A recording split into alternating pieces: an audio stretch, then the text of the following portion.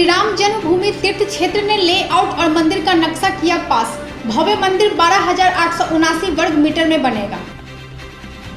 JEE mains NEET परीक्षा centre तक आने जाने की सुविधा के लिए रेलवे ने 4 से 15 सितंबर तक बिहार में 8 जोड़ी इंटरसिटी स्पेशल ट्रेन चलाने का निर्णय लिया है। पीएम नरेंद्र मोदी की 68वें मन की बात कार्यक्रम में पहली बार 3 लाख डिसलाइक करने वालों ने प्रोग्राम को किया फीका। कोरोना की वजह से बिजली बोर्ड का मुख्यालय झारखंड में किया गया सील। भाजपा विधायक दल के नेता बाबूलाल मरांडी ने हेमंत सोरेन सरकार से श्वेत पत्र जारी करने की मांग की। कहा तब पता चलेगा किन की वजह से है बकाया। उत्तराखंड के सीएम त्रिवेंद्र सिंह रावत ने अपने आप को किया होम आइसोलेट। उनके ओएसडी हुए कोरोना पॉजिटिव।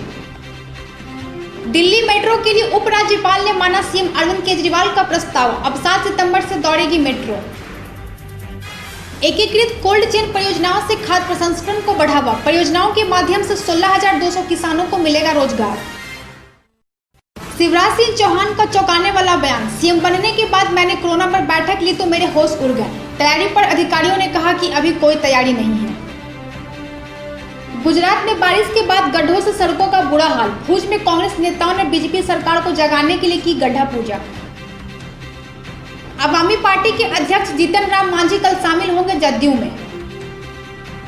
बिहार में एक महिला पुलिसकर्मी ने राज्य के पुलिस महानिदेशक और राज्य महिला आयोग में दर्ज कराई शिकायत। एसबीआई ग्राहकों के लिए बड़ी खबर। एटीएम फ्रॉड रोकने के लिए बैंक ने शुरू की नई सुविधा। महाराष्ट्र में गणेशोत्सव के दौरान 28,000 से अधिक मूर्तियों का किया गया विसर्जन।